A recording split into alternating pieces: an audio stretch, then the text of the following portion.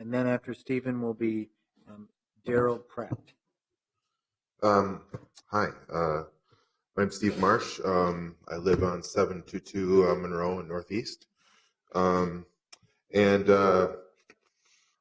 tried cigarettes for the first time on my grandpa's farm when I was 12 years old. They were not menthol, but I do smoke Newports today. The statistics are clear. Oppressed and marginalized groups of all colors and poor white people smoke cigarettes much more than groups who are doing better financially. It reminds me of Henry Rollins' recent quote, "America's real safety net is drugs, alcohol, cheap food, and free porn." Star Tribune wrote recently that tobacco groups descended, pro-tobacco lobby descended on City Hall in response to this ordinance, but the anti-tobacco lobbyists and the healthcare lobbyists were already here. They're the ones who wrote it.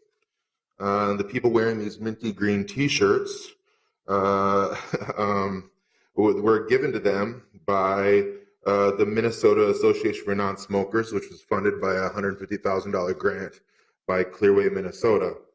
And I just think that the anti-tobacco lobby's dirty secret is that menthol tobacco isn't the reason marginalized groups and poor white people are struggling. It's a symptom.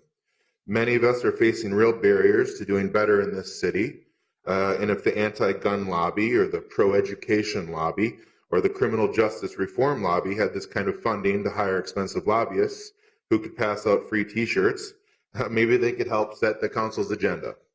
Eventually, the disadvantaged classes of today could trade up to slightly healthier, yet more socially acceptable vices like drinking scotch or frequenting French restaurants or spending too much money on yoga classes. And I'd just like to ask, when has prohibition ever worked? Thank you very much. And